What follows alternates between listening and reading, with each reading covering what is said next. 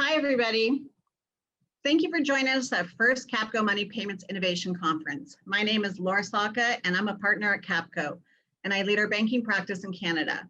We're super excited to have you all here, and I want to take a second to thank all of our speakers from around the globe for sharing with us today. First of all, I'd like to go over some housekeeping. This session is being recorded and available to watch on demand at a later date. If you have any questions, please ask them in the Q&A window at the bottom of your screen. Please note, if we can't answer the questions during the keynote speakers, we will make sure that we get back to you after. Today's events bring together 4 incredible speakers from around the globe. This event will consist of keynote sessions from each of the speakers with time for Q&A at each of the sessions, at the end of each of the sessions. At the end of the session, we'll do a closing panel bringing together all of the speakers and Capco presenters. For our first session, I'd like to introduce the incredible Debbie Gamble, who is the Chief Innovation Officer at Interact. Debbie started her career in banking and payments as a teenager with more than 35 years of global experience in payments industry, and is considered one of North America's most seasoned authorities on the digital economy. Over to you, Debbie. Thanks, Laura, and good morning, everybody.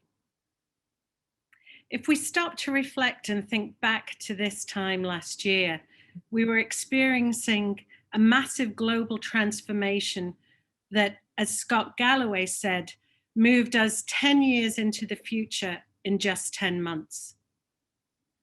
I remember sitting at my desk and thinking, we're going to be stuck in this mess for a long time.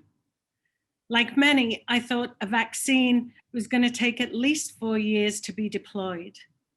So we better get used to self-isolating and to our new norm. With lockdowns affecting so many businesses, recession seemed inevitable. And all of this shone a light on the challenges of inequity, poverty, and discrimination. We were in a dark place. A year later, we don't just have one vaccine, we have 4. And they're being deployed on a scale we haven't seen since the Second World War. We don't just have new vaccines, more importantly, we have new mechanisms to create vaccines. We've accelerated production and set the stage to address future pandemics and perhaps other diseases around the world. At this point in Canada, more than half of the country has received at least 1 dose of the vaccine. And we're exploring vaccine passports and all that entails. In other words, we're beginning to see the light at the end of the tunnel. A tunnel we thought was going to be a whole lot longer. This has been a universal human experience, and it's a powerful example of the acceleration of our digital world and of the impact that innovation has on all of us. Fundamentally, industries like ours strive to embrace innovation so that we can tap into undiscovered value and opportunity for ourselves, but also for our customers. As innovation partners, it's not just about developing innovation for innovation's sake. We must focus on creating a true value exchange so that we can establish deeper, longer lasting relationships with our customers that foster prosperity and growth. And all of this hinges on one thing: trust. Trust is a key ingredient because it plays a vital role in the products we develop, the services we provide, how we market these assets, and of course, how our customers interact and view us. In other words, trust is vital just in how we approach innovation, but also in how our approach to innovation and development helps shape the customer experience. There's no doubt that everyone in this virtual setting and many more who are not here with us today are struggling with the question of how do we improve on that customer experience? Again, we're not innovating for innovation's sake. We're not doing it for our shareholders, for our employees, our partners, or our vendors. We're doing it for our customers. As Stephen Covey said in his seminal 7 Habits of Highly Effective People, we must start with the end in mind. So what is the ultimate goal of the customer? Of course, it has to be prosperity. We innovate to achieve the goal of helping ourselves and our customers thrive. Innovation impacts how we engage, how we transact, how we do business, and how we and our customers look to the future. To achieve prosperity through innovation requires a journey through what I call the productivity cycle of innovation. A productivity cycle is a repeatable sequence of actions you perform on a regular basis. Simply, the productivity cycle of innovation is a series of repeated processes that are improved upon that drive innovation towards prosperity.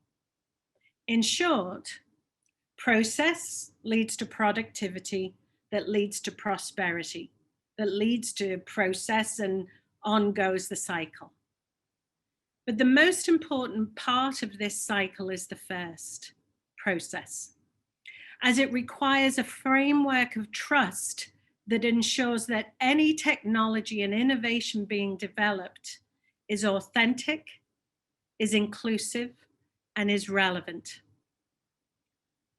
Authentic both in how it is created from a values perspective, so that ethics and privacy are not forgotten and they're front and center, but also from the point of verification, so that we can confirm and authenticate the credentials of those creating and using the technology.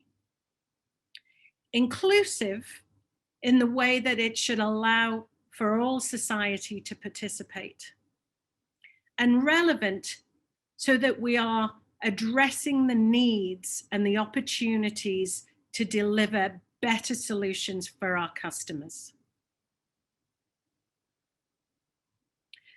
The birth of the digitized banking world has been a 50, 60 years history. And I'd like to kind of take us back to the late 1970s when the first ATM was introduced in Canada. This beauty is the WDM Moose Jaw, which was introduced in 1976 by Sherwood Credit Union, now Connexus, in Regina. The next year, more machines were rolled out throughout Saskatchewan and were advertised as having 18-hour teller power, as they were accessible 18 hours a day, 7 days a week. This authentic, relevant, and inclusive innovation resulted in a huge increase in customers being able to access their banking. Though it took some time convincing some people to use these machines, once they did, they never looked back. And by the late 1990s, Canada was leading the world in cash and debit card usage. Prior to this innovation, if you wanted to withdraw money or deposit money into your account, you needed to line up during regular banking hours. Even the first ATM was limited, as it was only open for a certain number of hours every day for security reasons. But the ATM soon evolved to provide a myriad of services, from account balances to deposits to bill payments. Today, it seems almost crazy not to be able to access funds or pay your bill at any time. The adoption of the ATM by the general public gave the banks permission to roll out more of these machines. Over time, ATMs provided access to cash and to opportunity. Today, there are over 65,000 ATMs across Canada. This was the dawn of the Canadian Shared Cash Network. And it was that network that served as the backbone to launch debit and enable retailers to help facilitate the further digitization of payments in our industry. Ironically, this innovation set the stage for other innovations, which has now resulted, as we all know, in the decline of cash as we see it today. So back to that cycle. Process, the ATM evolution, productivity, provide more value and more services at each ATM, prosperity, increased access to financial services for all Canadians. As innovation partners, we must constantly be working through this cycle and exploring opportunities in adjacent markets that can provide better experiences for our customers. The concept of a value exchange is not something that happens at the end of the innovation cycle. It happens constantly throughout the cycle. And innovation must be co-created alongside our customers who opt in to share their data and trust that their data is being used for good. A value exchange between a customer and a brand is one of the fundamentals of modern marketing. The basic transaction of swapping rich data for a better experience as a means to facilitating commercial transactions and improving connection and engagement with our customers. In fact, there are 3 stages that work together to create a value exchange between the brand and the customer. First, the trading of money for goods and services. Second, customers share information in return for some kind of a reward. And third, the promise and delivery of a better customer experience. As Seth Godin says, it's easier to love a brand when that brand loves you back. The customer must be front and center, both in giving their wants, needs, and yes, their data, but also in receiving exceptional experiences that surprise and delight. I'd like to share a piece of research from the UK. It's a bit older, but still pertinent.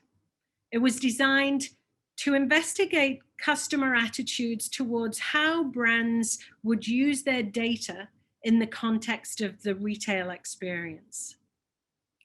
55% of respondents trusted their regular supermarket to deliver their usual weekly shop based on the items they typically bought. But only 47% of the same respondents would trust their partner to do the same. Think about that for a moment. Perhaps this is why so many relationships fail. In all seriousness, though, this research illustrates that customers not only allow the retailers to collect information on their shopping habits, but it also shows that they trust these retailers to use that information to make their lives easier. It always comes back to trust. Trust is an essential element of society. It unifies our families, our communities, even the way that we're governed. It's also a key element in the success of any business. And we know that reputation is the measurement by which our communities and our customers trust us. In our data-driven, hyper-connected world, technology has enabled exponential opportunities to interact, to share and exchange information. And if data is the new oil, a commodity good, then trust is indeed a currency. And for all of us, this means we must establish and maintain trust at every customer touch point. Done well, this is not just an expression of our brand, but it can be a significant competitive advantage. Customers are now beginning to trust brands to use their data in ways that can enrich and improve the customer experience.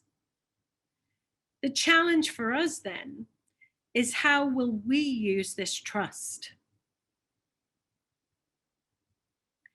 In a future where trust is paramount, our approach to technology, data, and innovation requires a framework that assures authentic engagement, that is inclusive, and that is relevant. And we should also add that is collaborative, so we can co-create and deliver a true value exchange. This collaboration allows the customer not only to guide the experience, but it lets them control their data. And then we need to refine and enhance based on what we've learned. And so the cycle continues. Our hyper-connected reality is generating more and more data, which sets the stage for artificial intelligence and predictive analytics to architect our future needs and desires.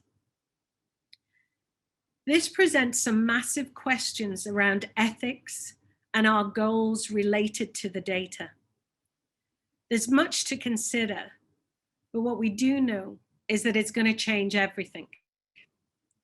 As more data is being generated, this creates a significant challenge for organizations to manage that data.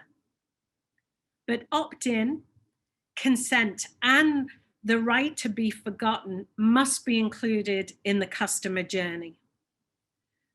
At Interact, like many of you, we're focused on a number of key initiatives that touch on some of these points. Initiatives like payments modernization, digital identity, open banking, open finance, data portability, central bank digital currencies, and distributed ledger, to name a few. All of these are the next logical step in the evolution of payments and the exchange of value. All are based on the security and authenticity of the data that customers agree to share. All touch on consent management, and ultimately, all will require a position on ethics and privacy. Standards and regulation are also key. Many of us are exploring how machine learning and AI can help deliver better experiences for our customers. As we extrapolate the data and incorporate predictive analytics in order to create these seamless experiences, we also need to ensure that the customer remains in control. These are big topics for our industry to come to terms with. Data requires guidelines, stewards, standards, and every industry, including the financial services industries, are working to develop the standards and working with regulators to create policies that will help the future rules of engagement. The challenge is technology is changing and moving faster than regulators can regulate. Regulation and policy is constantly trying to catch up. And once again, collaboration is key. As industry leaders, we need to work together with our regulators to help develop the playbook for the future. As we move forward out of COVID and into a reopened world, prosperity for all should be part of our purpose and vision. And innovation will play a significant role in reaching that goal. Innovation impacts how we engage, how we do business, how we transact, and of course, how we think about the future. To reach prosperity through innovation requires a journey through the productivity cycle of innovation. It requires a foundation of trust where customers can decide to share and exchange their information and their data. And the way we use that data must improve the customer experience. At the root of all of this is the vital ingredient of trust. Trust that the customer knows that the data is theirs to own and to share. Trust that we are thinking of the customer first. Trust that the data will be used how and where our customers want it to be used, and it has their consent. Trust that our customers will receive something of equal or greater value in return and in exchange. We must embrace a framework of trust in all our innovation activities. It must be authentic, inclusive, relevant, and collaborative. And it must continually be refined and improved upon. When innovation is built and delivered on a trusted foundation and is relevant to the customer, it can be a catalyst for abundance. And from abundance, prosperity will surely follow. Thank you.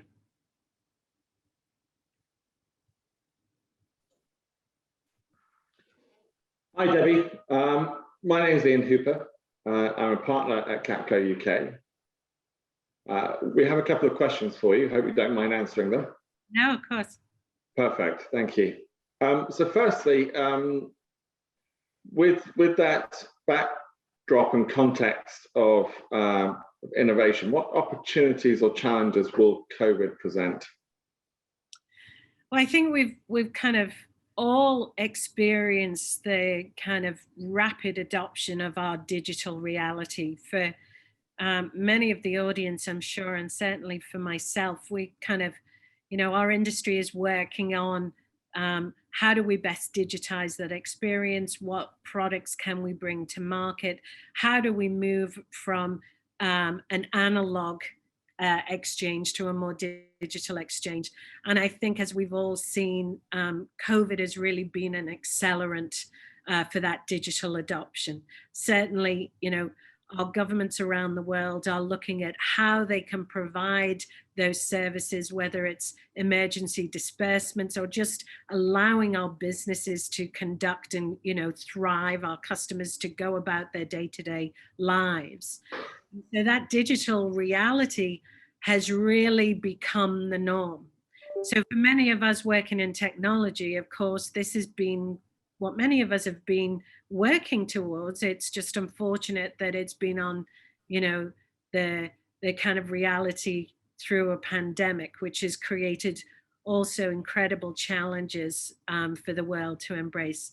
But certainly, I think, things like digital adoption, we have seen increased numbers in digital payments. One area that is front and center for us at Interact, and certainly for the public and private sectors in Canada, is the growth of solutions around digital identity and authenticating digitally as opposed to face-to-face or other analog means. So I see that as really setting the stage for us to be able to roll out some of the things that many of us have been working on for a number of years. Great, thank you. On a related note, data rights regulations are also a hot topic. How do you see them impacting the transformation within the banking industry? Well, again, I think it's, the spotlight that is on the reality of our digital world has certainly accelerated the focus in many parts of the world. That's already been underway with things like GDPR, privacy rights in parts of of the US. In Canada, Bill C11 that's being put forward in Parliament is really about some of the points that I tried to touch on. When we look at that kind of customer experience, it really is about how do we deliver solutions that enable the customer, enable businesses to understand the impacts of their data and have the ability to manage that data accordingly. I think it's an exciting time for us. It's a challenging time for us, as I mentioned, to kind of ensure that the regulation is trying to keep pace. But I think that's down to all of us to work with the public sectors around the world to try and ensure that there are frameworks in place, there are standards in place to be able to facilitate delivering that secure experience that respects the rights around data and provides transparency around the rules of engagement. Okay. Thank you very much, Debbie. Thank you for kicking us off today. Much appreciated. So I'd say the way we think about trust then and innovation has changed a lot in the last 5 years. It continues to be a really hot topic. We had one question come up in the Q&A, which Debbie, we can speak about later and respond directly on. But we do need to move on. And next, I'm really pleased to introduce Nick Middleton from Form 3. Nick is an enterprise program director, and he's specialized in major change and transformation projects across all banking functions, and has a very exciting proposition to talk to us about in the space of legacy infrastructure to cloud native payments technology. So over to you, Nick. Thanks, Ian. Thanks, everybody. So I'm going to talk to you today about payments, but a lot of what I talk about today could be applied to a number of different businesses and the change that you need to make within those businesses. Debbie had touched a lot on trust, and when we talk about payments, that's probably the core of what you do as a retail or even a corporate customer at a bank, is the ability to move money around and to trust that that's going to work. I had an old COO at Lloyd's when I worked there a long time ago that used to say that payments are a bit like the Victorian sewers of London. Nobody really cares about them until they stop working. So, people just expect these things to work and they trust that they'll work. So any change that you make within a payment space has to work. Some other analogies are like trying to change a payment system is like trying to change an engine on a 747 when it's flying along at 40,000 feet. It's really hard. It's really difficult. And if you get it wrong, a lot's at stake, and you could impact a lot of people, not only retail customers, but all your corporate customers as well. So we'll talk about how we need to be careful when we're making these changes and what you can do to mitigate some of those risks. As I go through this topic, I'm sure a lot of you are going to have questions. So I just encourage you to use the Q&A at the bottom so that when we get to the end, we can take those questions and answer them for you. And I will leave some time at the end to do that. So when you want to make change in a bank, there has to be some kind of a catalyst. I don't think any of us have ever worked anywhere where we were all sat around twiddling our thumbs over a coffee and saying, listen, we've got this big pile of money and nothing to do. Let's change something. So there's normally some kind of a trigger event that asks you to change something. So it's normally when you have challenges, you run the business challenges within a bank. So cost is a big one. The cost of maintaining an IT estate, the cost of your operations, the cost of change.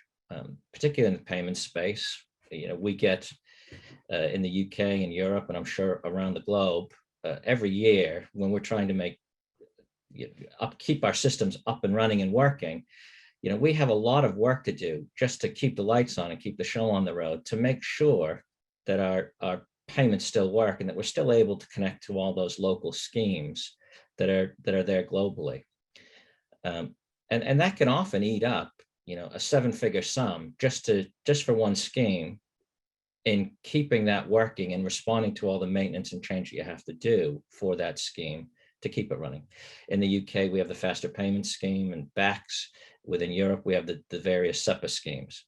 So using cost as a lever is really important. That can come in many forms. It could come in the change cost, but also the operational cost of running that IT estate. Risk. There's all sorts of risk here. There's operational risk, i.e. you lose some money. There's reputational risk. If you make a big change and it goes wrong, your reputation can suffer really tragically. That was the case with a large bank in the UK when they made a big IT change just a few years ago. So it's important that you're managing all elements of risk. Time and people kind of come together here. When you talk about some of those changes that you have to make, you're making those changes for something that just keeps the lights on. There's no customer benefit from those changes other than those systems keep working. So it takes your people away from working on truly innovative customer experiences, which is what you should be working on when it comes to running a bank. You don't want to spend your time and your people's energy working on change that simply keeps the operation running. It really is a waste of time. Quality. When we look at the quality of what you're delivering, if you're changing a payment system particularly, it has to work. It has to work 100% of the time. Failure is really not an option when it comes to payment systems. And if you're doing that independently, you have to assure yourself that that is something that you're doing safely and securely, which again leads back to the risk, the time, and the people. So ensuring that quality just sucks energy and resources out of your organization to try and maintain that level of quality. And scale. If you're a growing business, having the scale to grow often could mean, for an on-premise software installation, it could mean, scale, having hardware in place and infrastructure in place to be able to scale over the next 3 years. Adding that later could be difficult and time consuming. So sometimes, the ability to scale quickly, easily, and cost effectively can be challenging. So why are some software technology providers finding it hard to adapt?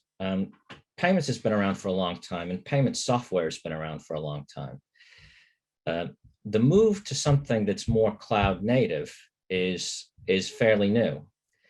And I want to draw the distinction here between cloud deployed and cloud native.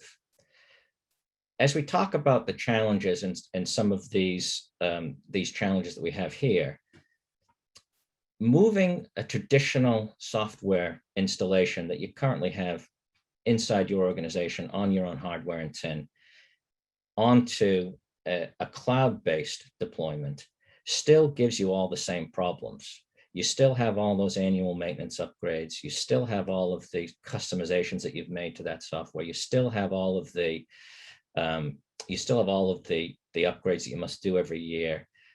It doesn't solve a lot of the challenges that we talked about. So what are some of those things that it doesn't do? And what are the things that those on-premise installations don't do? These things tend to be monolithic. They tend to have grown up over a number of years, and as things change, bits are bolted on the side. And then you end up with this big monolithic customized system that becomes difficult to change, really difficult to change.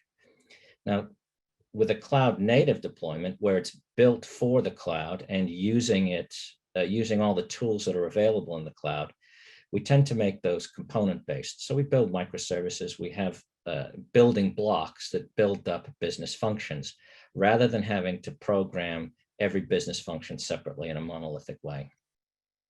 They're bespoke. Where possible, and with payments, it is possible to look at multi-tenanted solutions. And what does that mean? It means that every bank is doing the same thing, i.e. connecting to SEPA Instant, they'll do that pretty much in the same way. That last mile connectivity to those schemes tends to be exactly the same for every bank. And you'll find that within your bank or your business, there'll be a lot of things that you and your competitors do that's exactly the same. So where you can take those commodity type solutions and use a vendor to do them for you, you'll end up saving yourself a lot of time and money. We've talked about on-premise versus cloud native. And in the past, we had this concept of enterprise service buses, middleware layers, etc. That's a lot different to a service mesh where you can put together all of these components that you're building into different business functions and outcomes. In order to be able to do this, there's a big cultural shift. So, we move from traditional waterfall development, i.e. you define the problem, you get your requirements together, you build it all, you test it all, and then you deploy it into a live environment. Those days are over. That could take you 2 years to do that in a payments program, and you find out at the end of 2 years that this really isn't what you wanted to start with, and that could be a major disaster. So agile development can mean a lot of things to a lot of people, but think of it as continuous improvement, continuous deployment. You're doing things all the time and deploying incremental changes as much as possible using trusted vendors. You'll hear the term DevOps or DevSecOps a lot. Now, what does that mean? In traditional software development, you would have a set of developers building the software and then handing all that over to an implementation team that installs it, and then handing all that over to an operational run team that supports it. That's a lot different to the way modern agile development works. With DevSecOps, security is at the heart of it, but the developers that develop the code are also the developers that support it in the operational run. So it's very important for them to make sure they get it right first time, so that they don't get call-outs at 3 o'clock in the morning to fix something that they hadn't thought about when they were developing it in the first place. We tend to develop at Form 3 using single in-house virtual teams. In this modern world, I know Debbie touched on how COVID's changed the way that we work. Some companies that do this, including Form 3, have started using a model where you are virtual from the start. So, we have engineers that work across 16 different countries, and we're expanding that globally. So it's important that you get the right talent, but where you can keep them in-house, keep that talent that's developing this stuff and supporting it in-house, and look for a culture in a partner that emboldens people to want to stay with that company. You tend to get a lot better and more contiguous service as a result. And don't do full code releases, continuous delivery all the time. So what are some of the challenges you have in the business model space? Well, we don't want to build custom integrations all the time. That's just a way for these companies to make money on professional services. Look at things like APIs and make sure they have the right simulators that simulate the schemes that you're going to be working with. How does the cost model work? Look for organizations that will charge you a small fee to implement, and then look to make money on the software as a service revenue. That's where they can really prove that what they're doing is valuable because you're using it in a live environment. And then it becomes really easy to predict what your costs are over a number of years. Upgrades and change requests. Look for companies that are continuously improving their product at no additional cost to you, something that they're doing to develop the product, and they'll include in their single transaction fees, that's what it's all part of. But some companies that want to develop and enhance their product all the time. And then in terms of the operational support, we've touched on that 24/7, 365 DevSecOps. Somebody's at the end of the phone, at the end of an email, at the end of a support portal all the time to support you. Okay, let's move on. So what are some of the things you should look for in the way that a vendor deploys? Well, you'd want something that is going to save you money. So a shared multi-tenant platform accessed in a really simple way. We've touched on this already, but mutualized compliance changes. If everybody has to make the same changes to continue to operate with a scheme, a payment scheme, why should every single client do that independently? It is a waste of time and it is a waste of money. So you should spend your time working on customer-facing change and keep away from that keep the show on the road, keep the lights on type change. And you do that by having a single code base. Those annual maintenance fees that you pay to traditional software vendors are because they have to spend so much time upgrading your specific set of code. By having a single code base that's spread across loads of different clients, it then becomes mutualized across that whole customer base. And we know it works, we test it. The way we do that is through continuous testing and improvement, and we'll touch on that later in the presentation. The great thing about all this is it gives you this rapid adoption model, so that if there's a new type of functionality that you want, 90% of what you need to develop that new functionality will already be there in the microservices that are built. And we know they work because they work already in that live environment. So by stringing together those microservices in a different way, you can have rapid adoption of new services, which is really important. We've talked about continuous improvement and continuous development. You'll often hear that referred to as CI/CD, but that touches on that DevSecOps model again. But one of the most important things with all this is that you tend to find that these types of cloud native deployments have zero downtime, which means zero disruption. And if you're utilizing some kind of an instant payment scheme, as we move more and more away from cash and potentially more and more away from other types of traditional electronic payments like a card, credit or debit, to being able to pay for things directly from your bank account at the point of sale, whether that's online or in a shop, making sure that there's zero downtime and zero disruption to those networks is going to be crucially important. So utilizing this type of a cloud native framework will really help you to achieve that zero downtime goal. So what are some of the core features you should look out for in different vendors? So dedicated support, that's really important, but making sure that dedicated support is using a DevOps model. The developers who built it know it and support it. You tend to get much better turnaround on issues, and they tend to find proper solutions to those problems without making a hot fix, getting you up and running, putting something in that's going to stay there forever that really isn't ideal. Those are the types of things that you avoid by using a cloud native solution. You're obviously going to want to monitor this. These vendors may or may not offer 24/7 support. We at Form 3 do, but it's making sure that you've got access to that service and how it's performing at all times. As I said before, payments is a 24/7 business. You have to know it's working in real time. I remember working at some banks where we used to find out that payments weren't working via the Twitter feed. That was not a great way to figure out that payments weren't flowing. And so you want to avoid those types of things.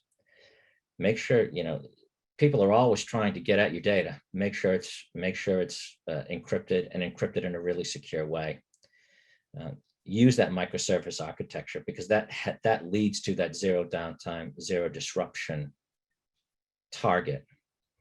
And make it simple. You don't want to solve point problems. If you've got a need to make a change due to, let's take in the UK, for example, we've got a new payments architecture coming that's going to change the way that we connect to the faster payments network here in the UK, which is our immediate payments network.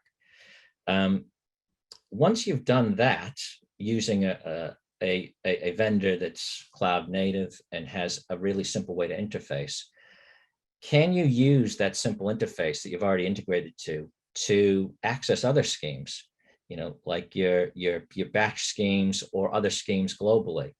Look for future benefits in what you're doing to solve that challenge that you've identified as a need to make a change in the first place, because then you can drive future benefit out of a project today.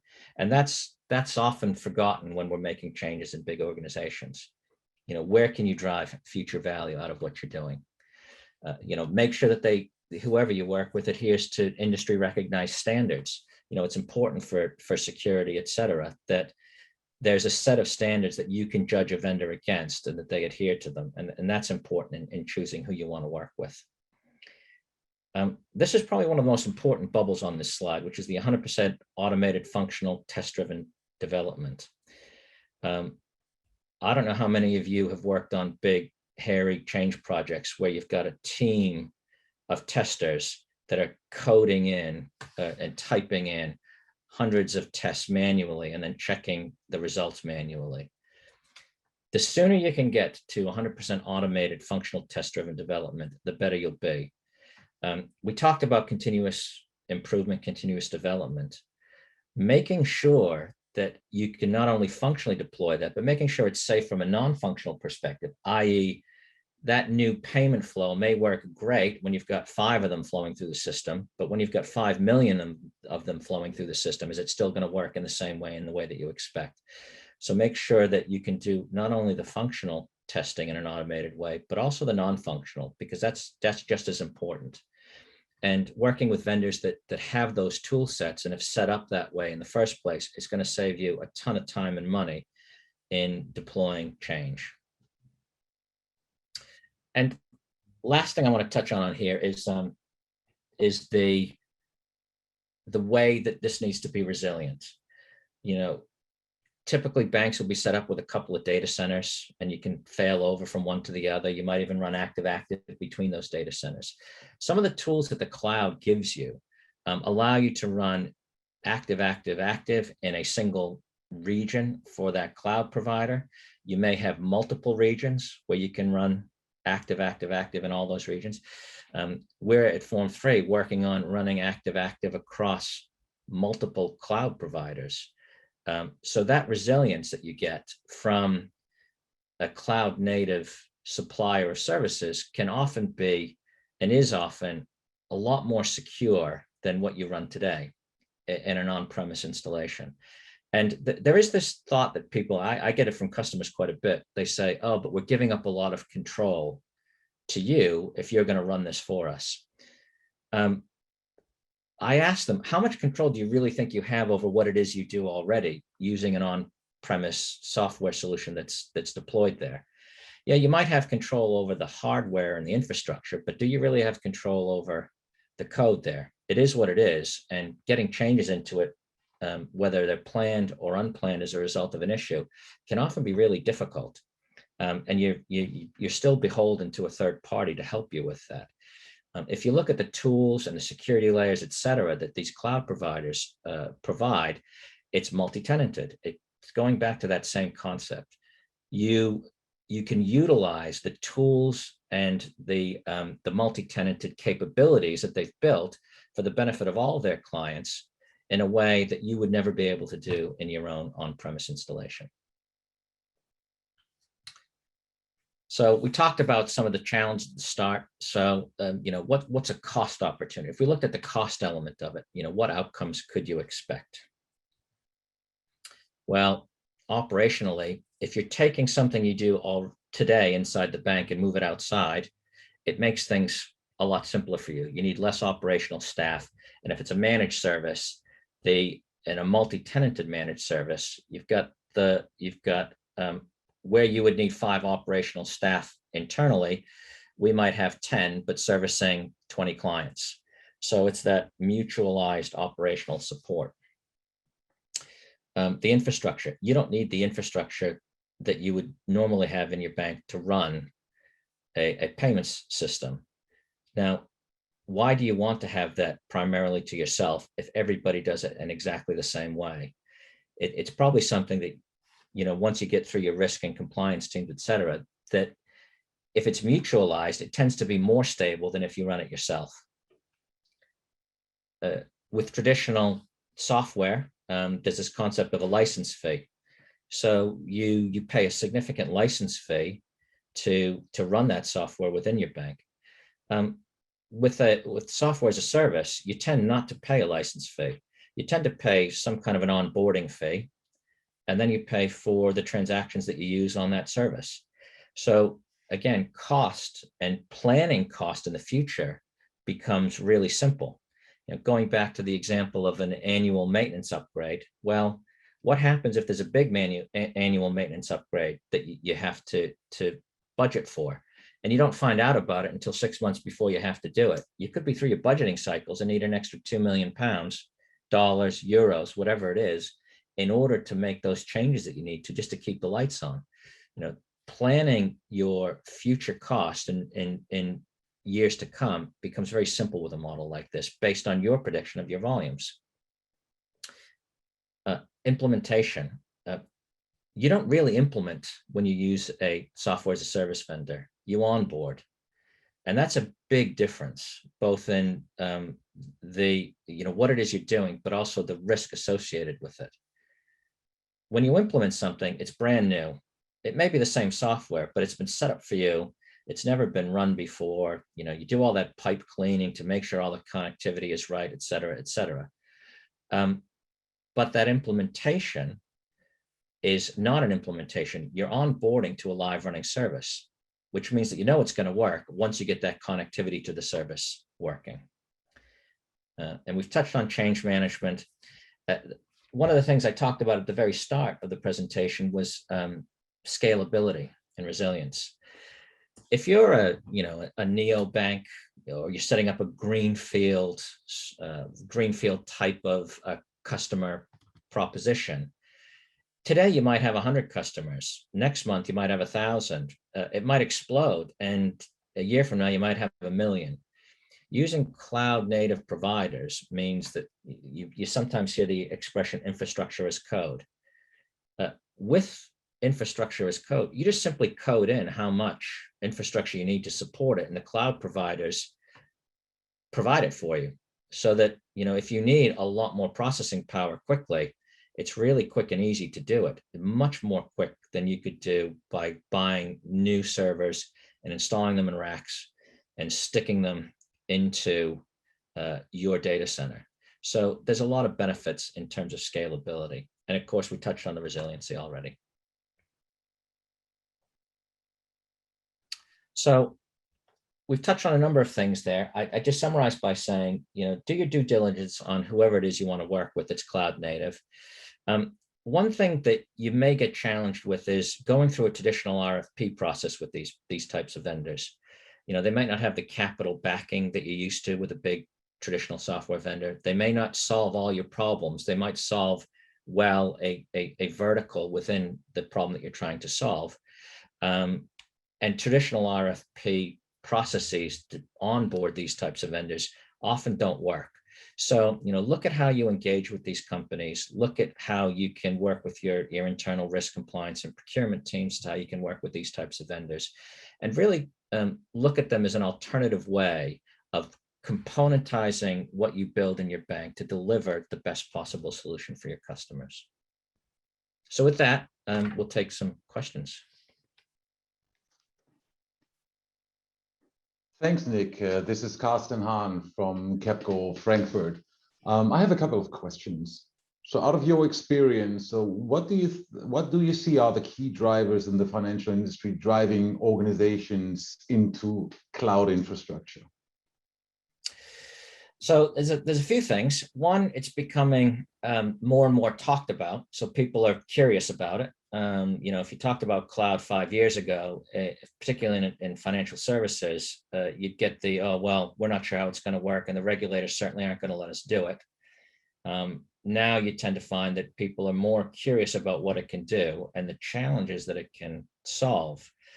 A lot of these cloud native suppliers tend to be new companies. You don't get a lot of really big traditional software vendors that are all of a sudden say, all right, let's rebuild everything in a cloud native way. Some of them do. It's not a black and white, but you'll find that a lot of these newer companies that are coming along, like mine, Form 3, we're 5 years old now.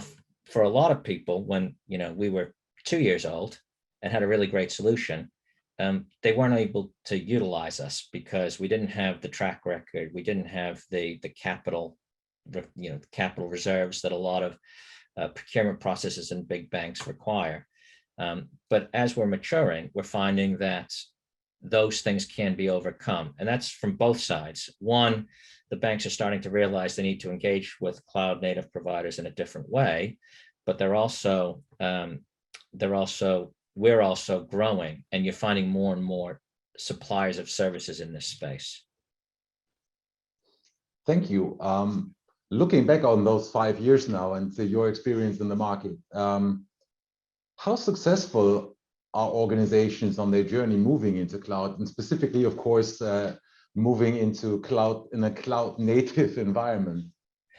Well, it's we're working with some very big tier 1 organizations in the UK, and it's not a challenge for us to work with them. What we tend to find is it's a real challenge for them to move into their first cloud native project, because it's a whole different ethos and way of working and cultural change as well.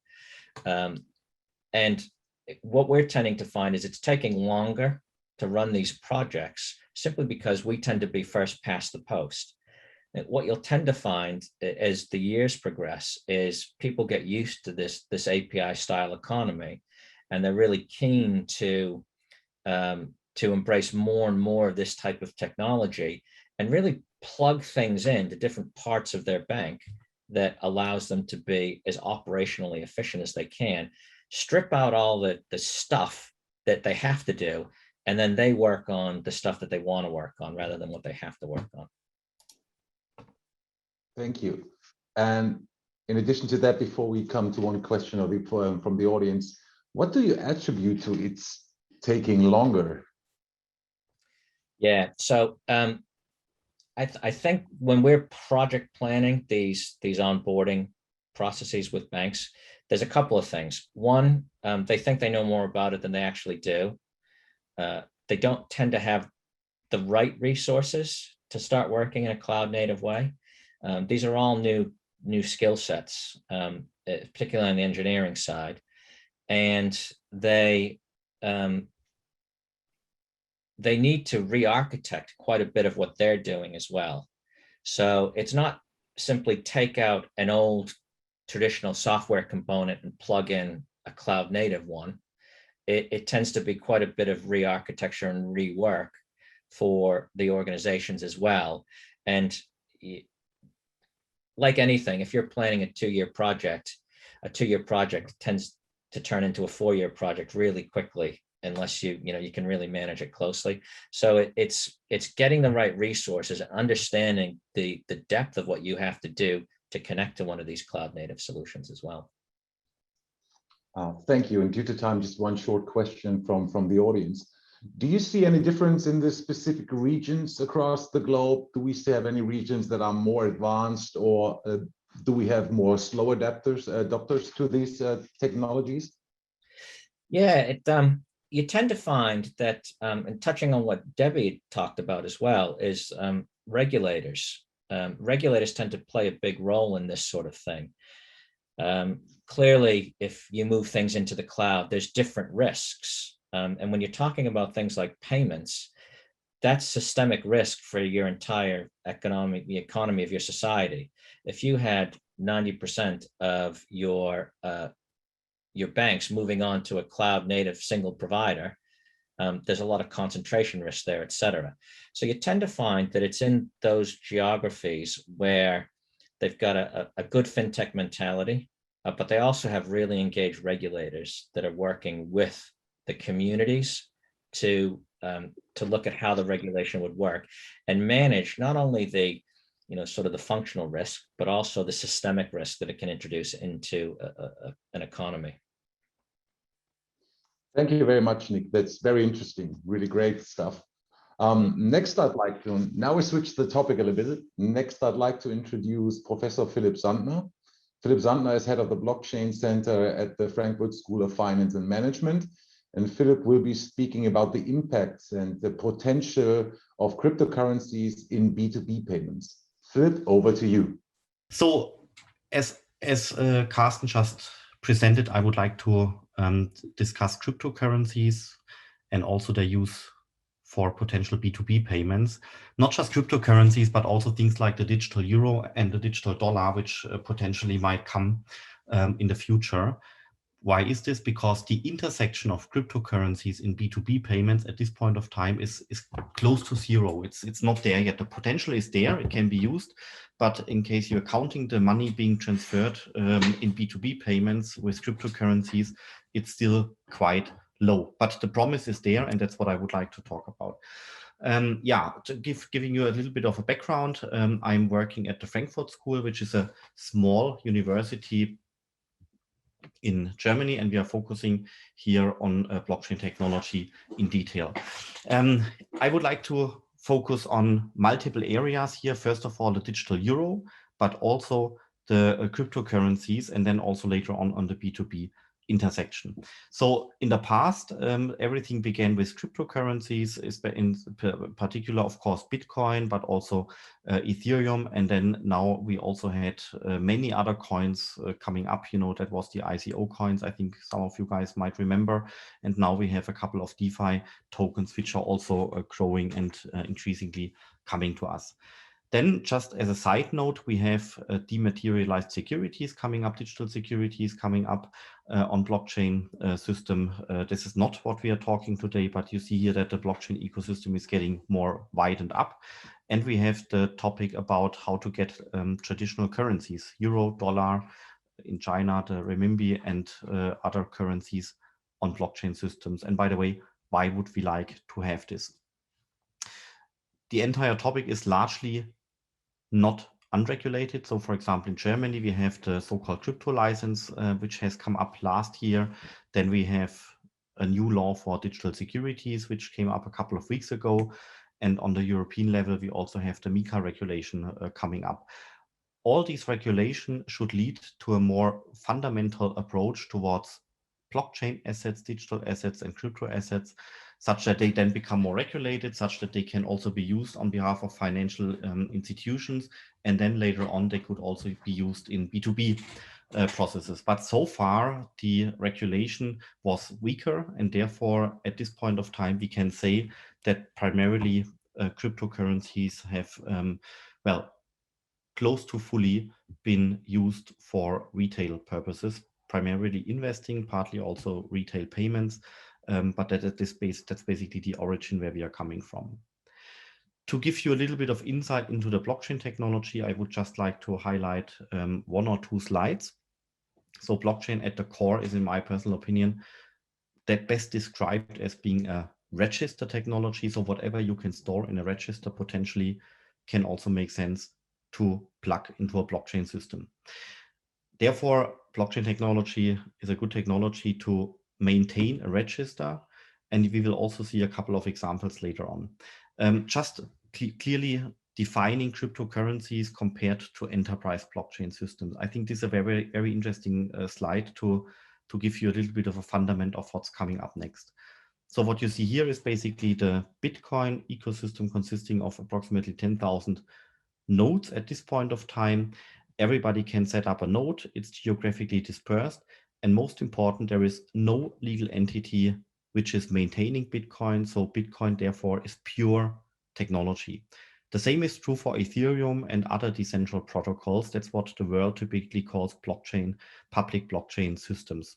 So there is, and the most important point is here, there is no legal body which is maintaining the technology. Therefore, there is no access by the government. It's just the pure technology. And this needs to be opposed. This needs to be opposed by other networks, which are coming up here on the right-hand side. But let's define Bitcoin first. So Bitcoin can be said to be a worldwide network. I think that's a very crucial distinction here, because Bitcoin is not a software, Bitcoin is not a computer, Bitcoin is not a smartphone or something like this, but Bitcoin is the worldwide network of 10,000 nodes which are synchronizing itself all the time. And therefore, because they are synchronizing itself all the time, it doesn't really matter whether you have 10 nodes, 100 nodes more in the network or less. And therefore, it doesn't matter whether some nodes are dropping out of the network. This results in a very important fact, which is that you cannot technically stop Bitcoin anymore. It's impossible. And this type of network on the left-hand side needs to be opposed to such enterprise blockchain networks on the right-hand side. And typically such networks have been promised to being set up for running across companies, to maintaining currencies and so on. But we see right now that up until now, the only country where such networks are really showing what they can do, where they are trying to hold their promise, is basically China.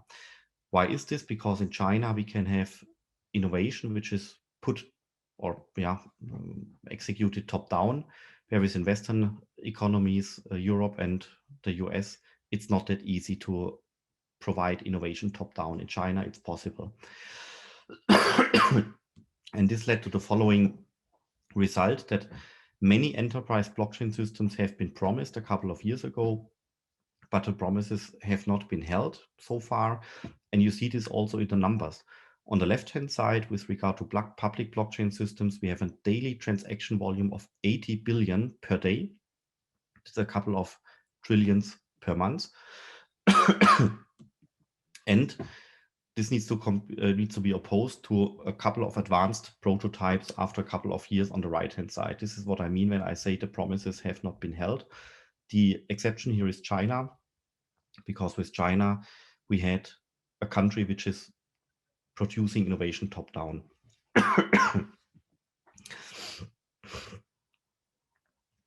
So if we are now putting assets into such a blockchain system, then we are having a blockchain system which is capable of organizing ownership on these assets.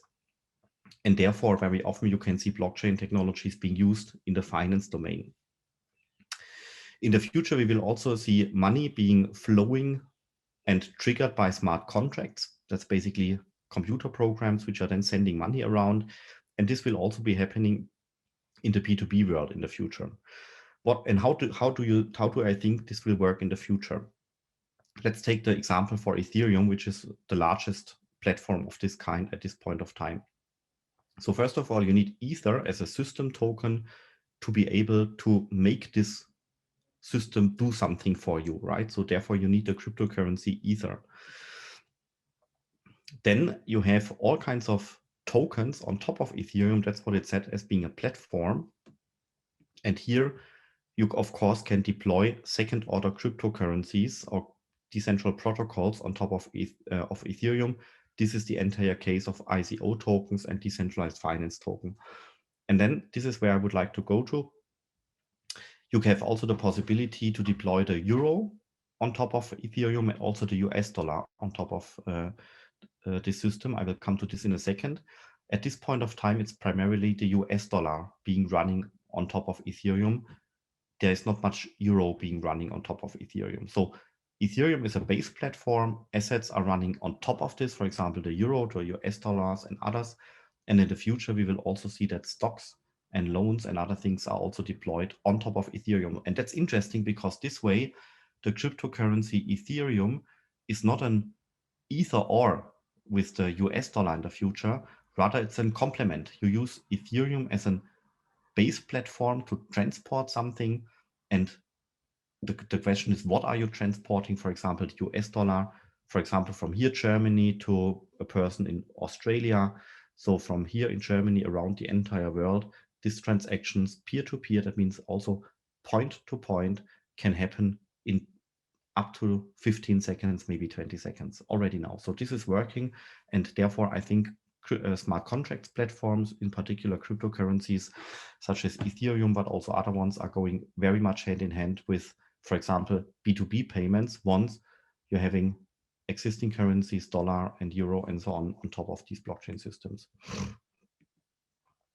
So let's talk a little bit about the digital euro and the digital dollar. You could also put here the digital Swiss franc and the digital renminbi and so on. It's basically always the same. Where will we need it in the B2B world? So I think the industrial area will strongly benefit from a digital euro and a digital dollar. For example, manufacturing industry 4.0, logistics, and so on. Then, of course, everything related to the capital market. This means we will have platforms, blockchain platforms out there where you have securities on top of them and you have the dollar on top of them. And if you're now starting to trade securities versus the dollar, then this trade is being executed by smart contracts. So we do not need clearinghouses anymore. This is one of the key benefits why all this makes sense, because we do not need to have clearinghouses anymore. Then transactions are being processed much faster at lower costs and also with reduced time effort, right? So, and therefore, delivery versus payment will really be digitally transformed when you can replace clearinghouses by technical smart contracts to organize trading. Then remittances, both retail and B2B would benefit from the digital dollar and the digital euro. I think this is pretty clear. And in the future, the machine economy will also grow. That's the Internet of Things, where things and devices are not just connected to the internet, but they also would participate in payment processes. All these domains, 1, 2, 3, 4, are for the future. We see a couple of experiments here and there, some prototypes here and there, but not much money is already being transacted in one of these domains, 1, 2, 3, 4 yet. So they are for the future. The fifth domain here is already working operatively. Money is being transacted there day by day. That's the crypto asset domain, where currently 150 billion US dollars are being transacted day by day, both in US dollar, but also in cryptocurrencies. And you see here how delivery versus payment with a token-based infrastructure makes very much sense. So this is something I would really like to highlight. Domains 1, 2, 3, 4 are for the future. They make sense. There is a lot of projects to be done in this field, but the domain where you can really see how this works in real life with real money being transacted is the crypto asset domain. So how would this work in the future? Take this truck here. The truck in the future will be an autonomous truck. It will be drive around without a truck driver, right? So the truck will be connected to a cryptocurrency network, for example, Ethereum. On Ethereum, they will run, for example, the US dollar and the euro. And therefore, this truck as a device, as a thing, can receive US dollar or euro, and it also can send euro and US dollar, potentially also cryptocurrencies. So it requires a connection to a smart contract platform, which could be a crypto asset like Ethereum. And on top of this, it would make sense to, for example, do the accounting in euro, dollar, Swiss franc, and so on. So this truck in the future will be operated as a single, small, tiny little profit center, such that this truck is also accountable for operating at a profit. It's not necessarily just a logistics company behind, but it's also the truck, which is accounting for money, which is receiving payments and sending payments in euro while being connected to a cryptocurrency on which the tokens are running in forms of payment. The same is true, for example, for the sensor. The sensor in the future will also be connected to a smart contract platform. It will still transact money, most probably in euro and in US dollar, but on top of a smart contract platform that the sensor is collecting data. The sensor can sell the data to me, and I can order the data, and then the sensor tells me, yes, you will get the data, no worries, but first please send me €5 via Ethereum. Here is my wallet address. Once I see the money incoming, then I will release the data. That's basically the future of business models in this case, in the future where you see industry or sensors, machinery, industry 4.0 and so on, meeting finance. But for this, we have to get the euro on a blockchain system. The dollar is partly already there. And here, a couple of banks are already working on solutions for getting the euro inside such smart contracts. And they are doing this by integrating blockchain networks, DLT networks, with legacy IBAN accounts, right? So they are combining and integrating blockchain systems with legacy IBAN accounts.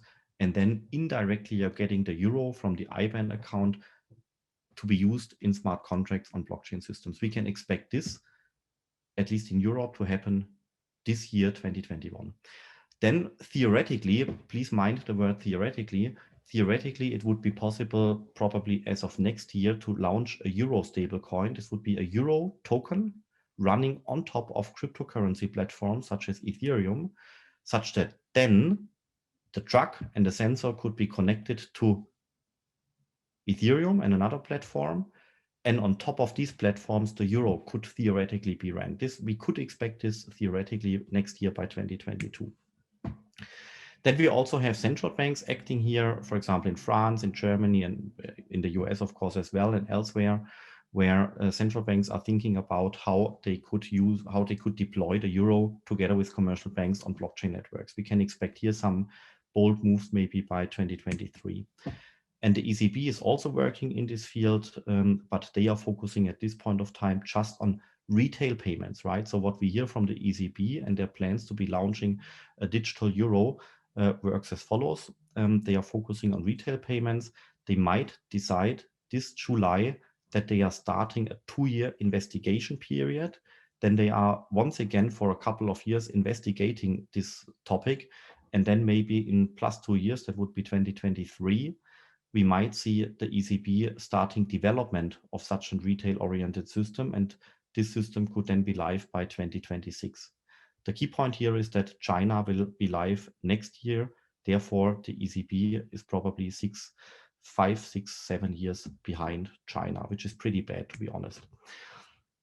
So how would this sensor work? You have all kinds of possibilities where you can, which I just have previously mentioned, except the ECB one.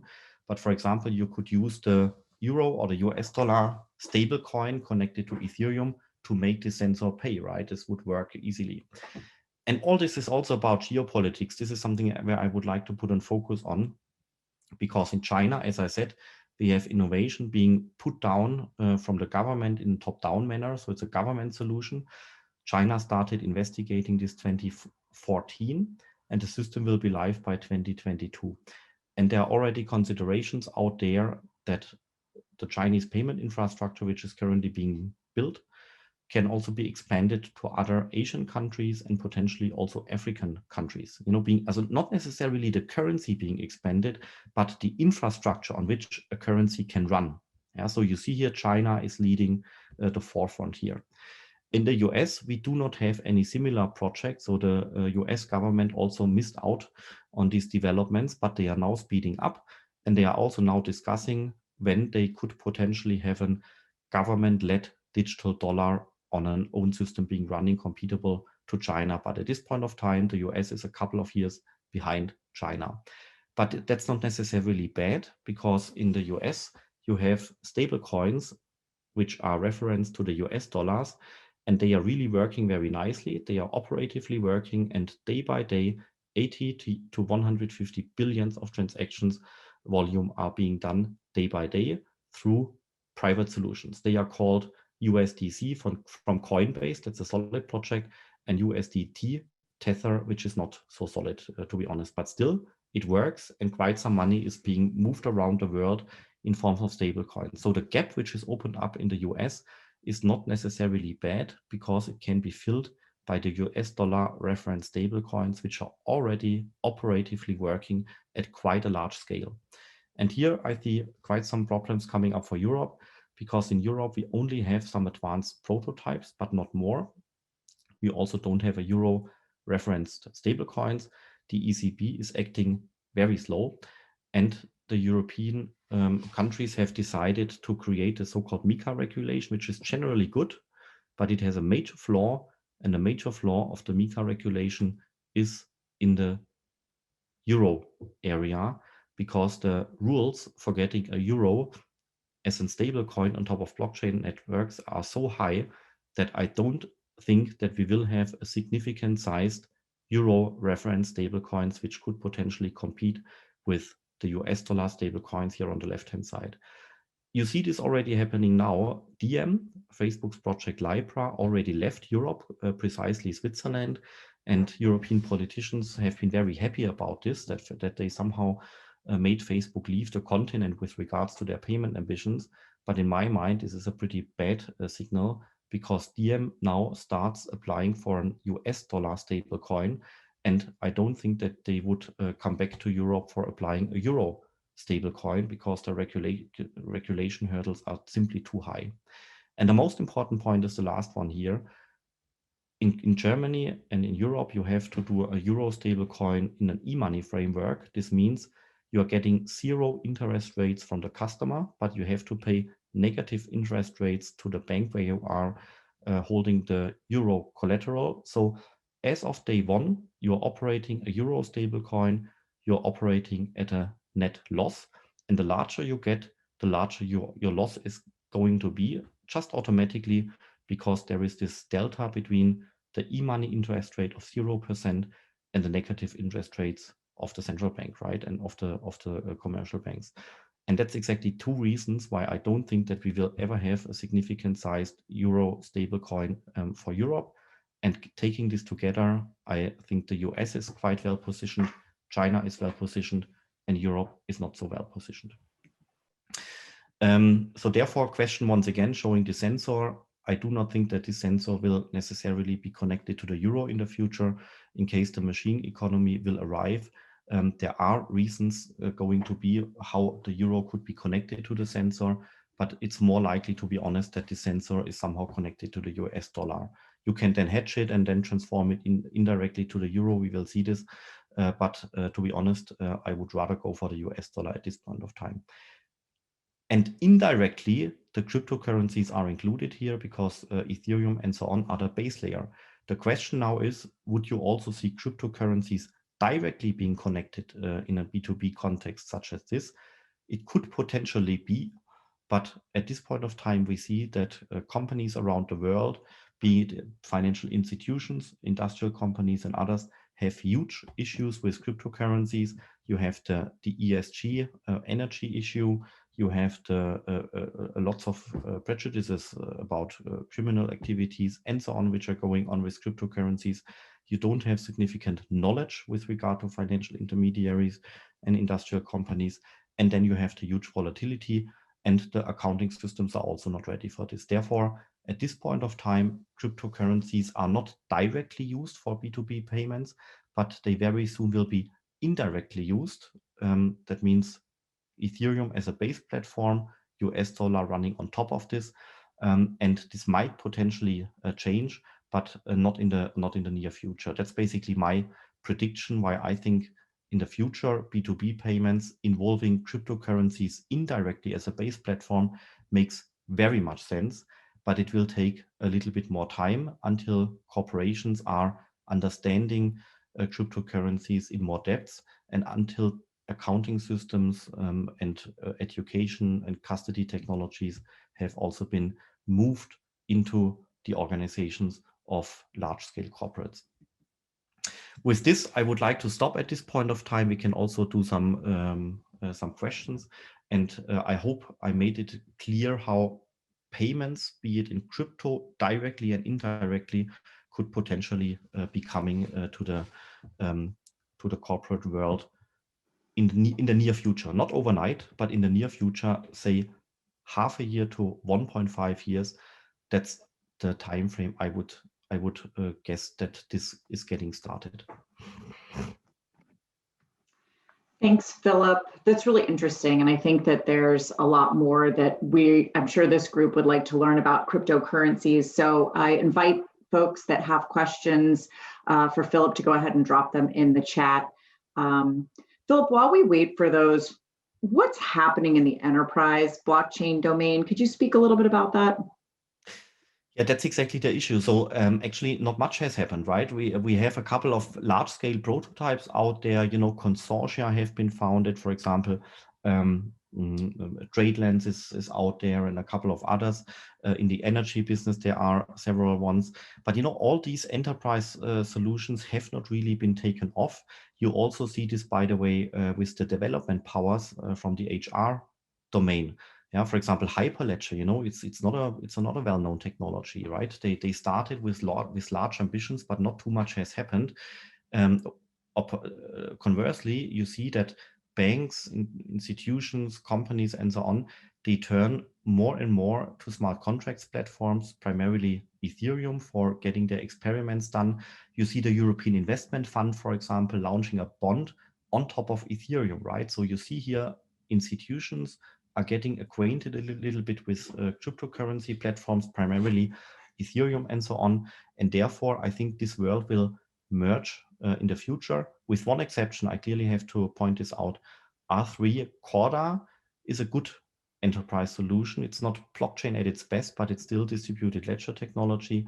And we see that this technology, R3 Corda, could potentially be used with the digital krona, with the e-krona in Sweden, and also with the digital Swiss franc for wholesale payments in Switzerland. So we do see some traction with regard to R3 Corda, but in case I should compare this to the traction Ethereum has as a base platform, as an asset management platform, then we once again see that huge amount of volume arrives at Ethereum, and R3 Corda are stuck with prototypes since years, and with Hyperledger you also see IBM and others closing down or shrinking their blockchain departments, right? Therefore, I would vote for cryptocurrencies platforms where companies can deploy their assets on top of that, bonds, securities, and so on. You can deploy them on Ethereum. Should I reply to one or two questions? How many times would you like? Yeah, we were, I think just one question, just keeping an eye on the time since we have one more section to go. So, but I do think this is a good one that was dropped in the Q&A. In the next 5 to 10 years, what industries outside of financial services do you see being disrupted by mainstream adoption of blockchain technology? Yeah, that's a good point. Actually, I would go for anything related to finance. This is a corporate bank, that's the financial department of an industrial company, that's an investment company, that's asset management, and so on. We will need all these roles. Don't get me wrong. We will need banks, exchanges, asset managers, and so on. We will need all of them, and we have licenses in place where the government enforces rules to be complied with. So we need these companies, but I think these companies need to very drastically digitally transform. Otherwise, there might be some risks that they might not be needed anymore. So I think those financial organizations, intermediaries, exchanges, asset managers, financial departments, and so on, they will be needed, they will grow, and they will survive in case they are tackling and adopting digitization, primarily crypto asset platforms, but also blockchain technology, right? But if they are ignoring this, if a bank is ignoring blockchain technology, I don't think that this bank will have a future, because finance in the future to some degree will run with blockchain technology. There is no way around. So I wonder how a bank will operate in plus 10 years without blockchain technology. This cannot work. And therefore, I think those companies will thrive, grow, and maybe come out of nowhere once they are tackling these blockchain technologies adequately and allow them to digitally transform themselves. All right, thanks, Philip. Appreciate that. It was very interesting. So I'm going to switch gears here, folks. Introduce myself. My name is Daniela Hawkins. I'm a managing principal at Capco US, and I lead our payments practice. Today, I'm going to be presenting on the booming P2P market. It's a presentation based on research in the banking and payments industry that was conducted by Capco.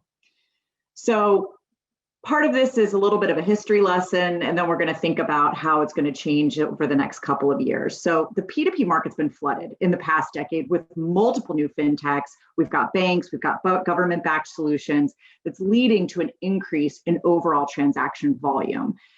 In the next 3 years, we're looking at that transaction volume for P2P payments to grow by almost $500 million.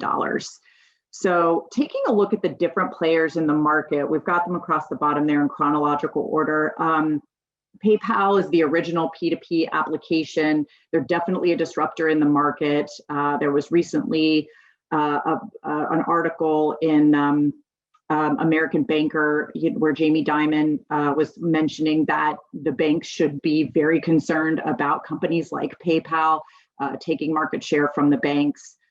In 2009, Venmo really came in to dominate this P2P market with their mobile application that had an enhanced customer experience. It leverages the social media aspect, which will give users an insight to what their friends are transacting on. They've got the feed, and it just became really attractive. And ultimately, PayPal made the smart decision to buy Venmo in 2013. The other thing that Venmo has is the instant transfer capability. So For an additional 1% fee, they can run on the clearinghouse's RTP network. And so they can actually turn a profit by allowing users to have access to their money instantly by transferring it to their bank account. I think it's also important to point out that Venmo has, as of 2020, about 52 million users.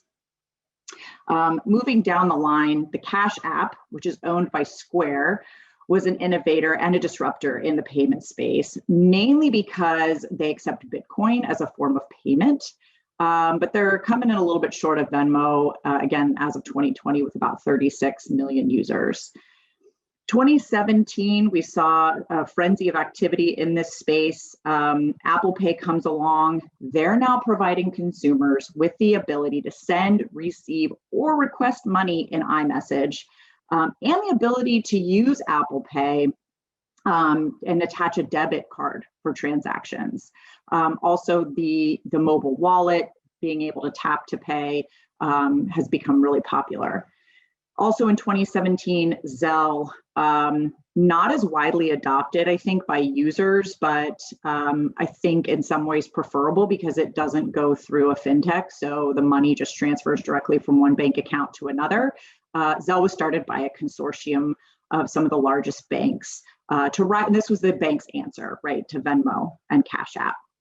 Currently, there's about 7,000 financial institutions that are represented in the Zelle network, and they're beginning to expand.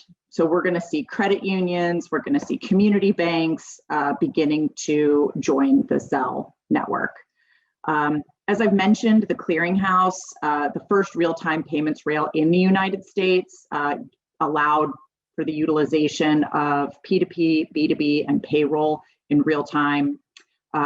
Several of the P2P applications that are mentioned here are connected to real-time rails, as I mentioned, allowing users to transfer that money instantly. In 2018, Google Pay was originally founded as Android Pay in 2015 and then rebranded. And they're doing some interesting stuff. They've recently entered into a partnership with Wise and Western Union that's going to allow for international P2P payments, more specifically the United States to Singapore, for example.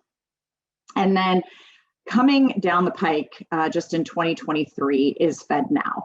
So many banks are aware that this is coming. This is the instant payment, real-time payment service that's going to be offered by the Federal Reserve Bank, and that does include P2P transactions. They are preparing to pilot with about 200 banks here in the United States.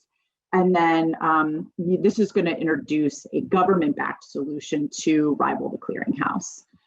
So that just kind of gives you an overview of the landscape. And why this is important is because it's going to have a convergence with these P2P platforms are going to converge with real-time payments. So if we move on to the next slide, as banks continue to adopt more and more P2P network capabilities, the volume has been growing exponentially. So a couple items here that I want to draw your attention to. The younger generations, so we're talking younger millennials and even more so Gen Z, have essentially done away with cash usage and have transferred those traditional cash behaviors to P2P. So with that in mind, financial institutions have begun exploring the idea of integrating real-time settlement capabilities into those P2P applications. So we already see this with Zelle, but we're going to start seeing this with some of the other applications that are available to consumers. So, and with that, and with what Venmo's done, now they've monetized it. So now we're talking, if you can charge a 1 or a 2% fee, and your consumer has the option, can I wait 3 days for this money to hit my bank account, or am I willing to pay the fee to get my money instantly? So here's where the trouble comes in, fraud. So fraud losses in the last 4 years have more than doubled in P2P overall, but specifically in P2P transactions. And this is only going to continue to be an issue. So when we're looking at the growth of these types of payments, I mean, it's expected to grow by $500 million in the next 3 years, and fraud is almost doubled. We've got a lot of money at stake. So moving on to the next slide, I want to reiterate that with this convergence of P2P and real-time payments, there are a couple things that folks need to keep in mind. First is understanding where the fraud is coming from and how it happens. So looking across the row here, let's first start with account takeover. So none of these are necessarily new to this audience, but I think it's important to revisit these and think about how they're going to be combated. So phishing, these are very common. It's the fraudulent communication. It looks like it's coming from a reputable source. It's usually done through email, and the goal is to steal sensitive data. We see credential stuffing. So that's a cyber attack method where attackers use lists of compromised user credentials to breach into a system. So the attack uses bots for automation and scale and assumes that many users are reusing their usernames and passwords across multiple services, which I know that I'm guilty of. I'm sure all of you are nodding your heads and you're aware that you do that too. So just using those bots to try it everywhere, they can breach a system. The third is brute force attacks. So this involves fraudsters guessing usernames and passwords to gain unauthorized access to a system. Brute force is a simple attack method, but it has a high success rate. And I think that's true in general of fraud. It's not always super sophisticated. Fraudsters just throw the spaghetti at the wall to see what sticks. And the fourth thing that I would draw your attention to with account takeover is to be wary, and that banks should put this in front of their customers. Those social media quizzes that are asking you, what was the make of your first car? Or, your pop star name is your mother's maiden name and the street you grew up on. I mean, this is how they're obtaining access to the out of wallet questions that are asked when you need to unlock your account. So all things to be aware of. The next one over, social engineering. So this is where fraudsters use an impersonation scheme and pretend to be a bank employee. They'll do this to intercept a one-time password or to make transactions on behalf of a customer. More specifically for P2P are these P2p scams. The first one is e-commerce. So this is where a fraudster sets up a fake e-commerce business that only accepts P2P transaction payments. Customers buy the products, and then they're left holding the bag when they lose the money, but they don't ever receive any merchandise. The next one is mystery money P2P scams. And I've actually know people personally that have fallen victim to this. So this is where a fraudster accidentally will send money to another user and then sends them a message and says, oh, I've accidentally sent you money. Do you mind sending that back to me? The problem is that the scammer has added the money to their account using a stolen credit card or a bank account. So Venmo or whomever, Cash App, whoever the P2P application that's been used flags it as a fraud transaction. So then Venmo goes to take the funds out of your account, and now you're at a double loss.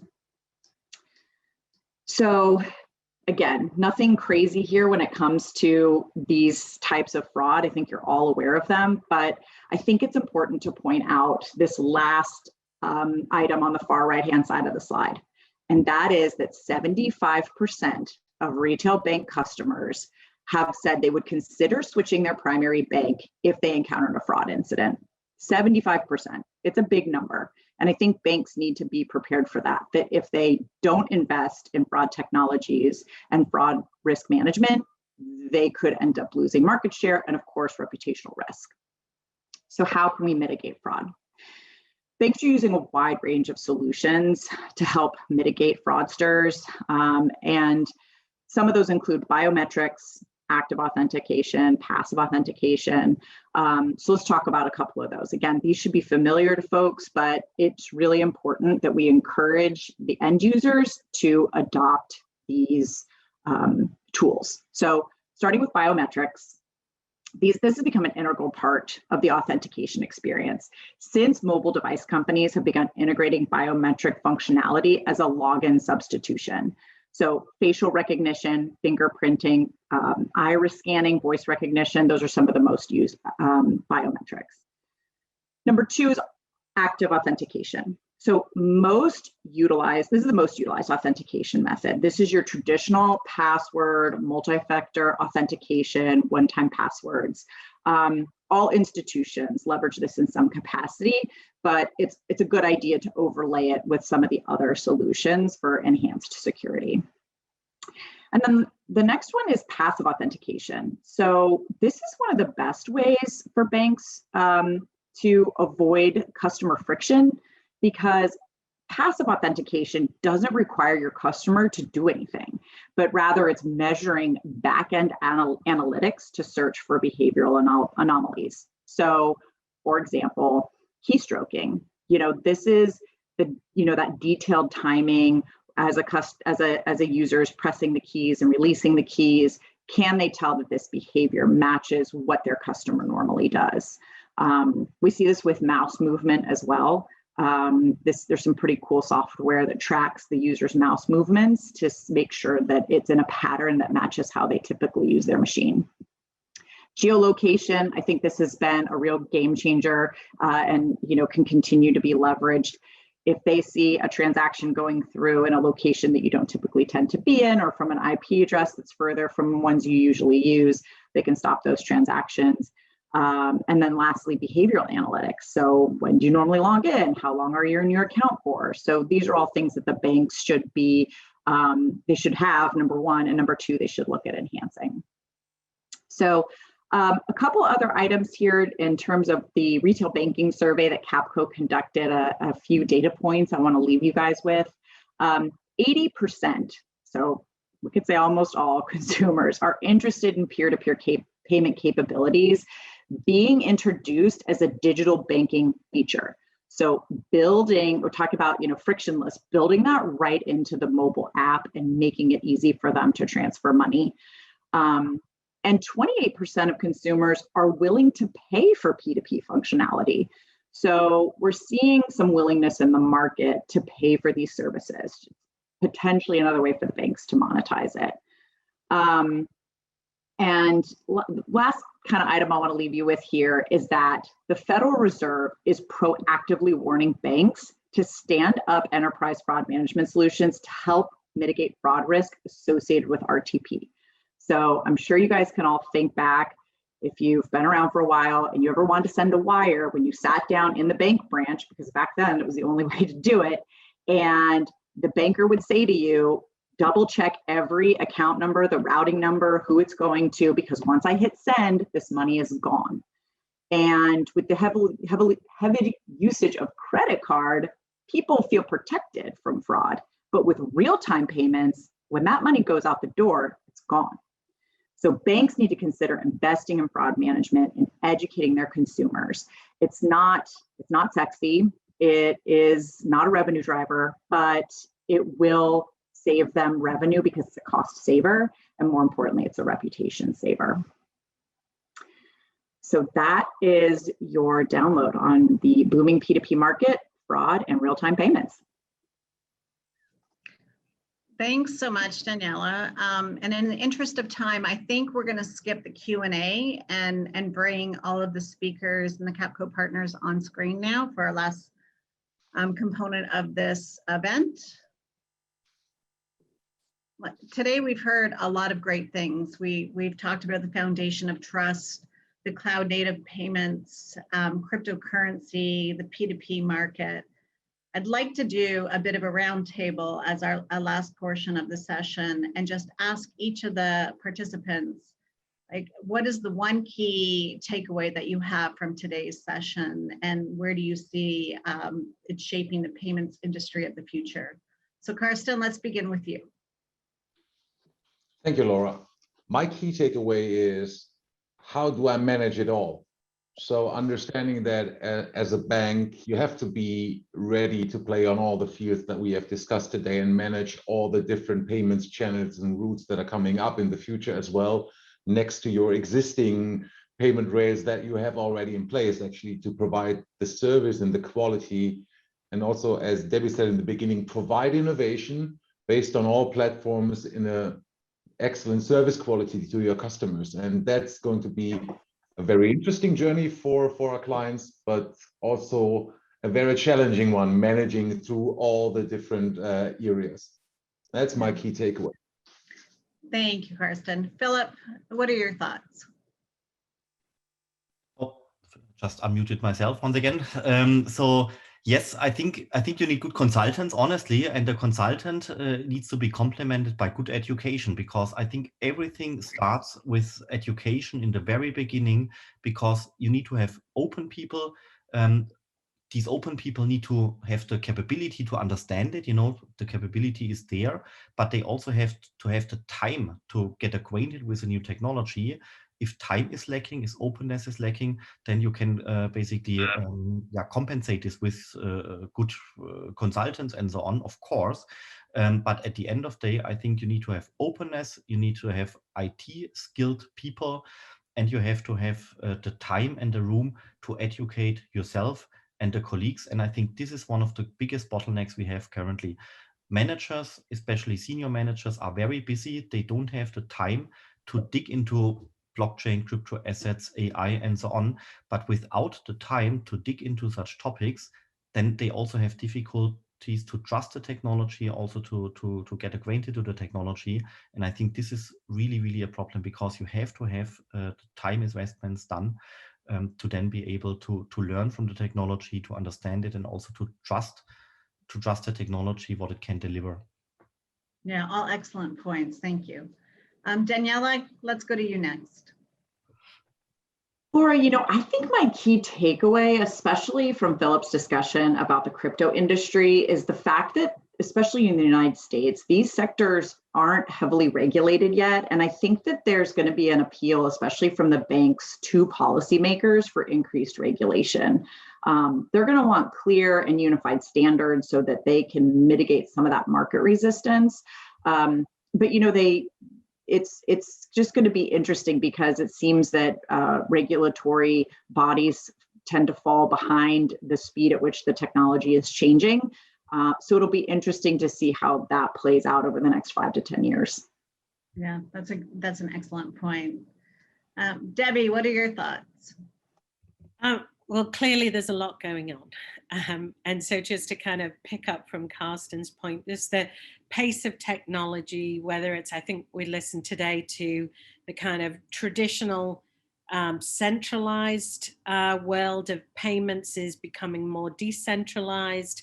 We heard from Philip, everything that's going on in this kind of, whether it's programmable money to, sensors, and an automation, and the impact that data is going to have on some of that, the impact to the infrastructure from Nick, and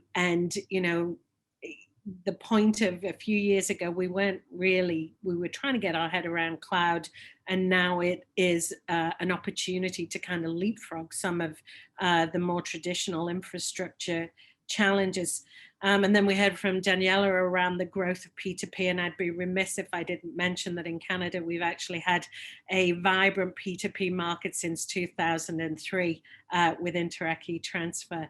But I think all in all, there's a lot going on. So how do we make sense of everything that is going on? And one of the things that we are doing within Interac, and my team is championing, is to embrace strategic foresight, which is really, how do you, through scenario planning, think about the plausibility of what might happen in the future, so you don't end up having a Kodak moment where you completely miss the market.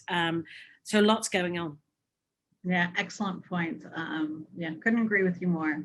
And now let's go to Ian in the UK. Hi. I sort of feel like I'm picking up the crumbs after everyone else has kind of called out the key points there.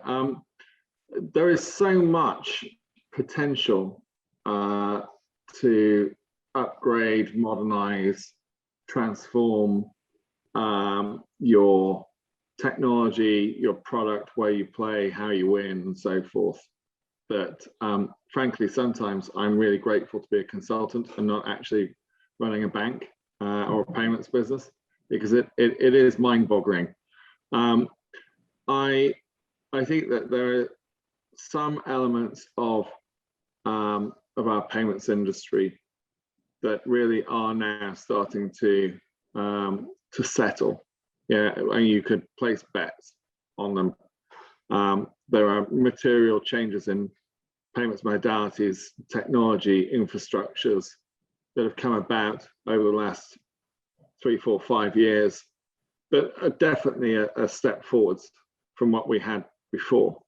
I have one very close connection in the industry who, however, brings me back down to earth and reminds me that payments, whilst it looks like it moves very, very quickly, in many ways it does also move glacially slowly. Yeah, and we still have a lot of payments modalities, infrastructure, and so forth that we had 20, 30 years ago. So, so there is a balance to be had, but there is a huge opportunity and almost a huge requirement to keep modernizing and to keep up, and to seize the share of the market, which is really at the end of the day where the benefits come from. That's great. Thanks, Ian. And last but not least, Nick, what are your thoughts? Well, I'm going to steal a catchphrase from Apple, and I'm going to say that we all need to start to think different. In the technology that we use, how we deploy it, the vendors we work with, how we view change across all of our industries. There's a study that tells us that we completely overestimate what we can do in 2 years and completely underestimate what we can do in 10. So working with the right types of vendors and the right types of technology now to be able to let you move quickly and agilely is going to be really important. I mean, we've talked about it for years, putting the building blocks in place. The technology is there, the things that, all of us have talked about, Philip, Danielle, and myself, Debbie. Those are all the sorts of things that we should be looking at now in order to make sure that we've got the right building blocks in place so we can practically deliver change. It's great talking about it theoretically, but make sure that you take the time to think a bit different and to look at how you can practically get from A to B with whatever it is that you want to do. That's great. Thanks so much, Nick. And with that, I'd like to conclude our first Capco Money Conference, and really a heartfelt thank you to the participants, the panelists, everyone for joining today. If we didn't answer your questions, we will definitely get back to you. And this will be available for recorded, and you can share with your colleagues if you'd like to, and that will get sent out shortly.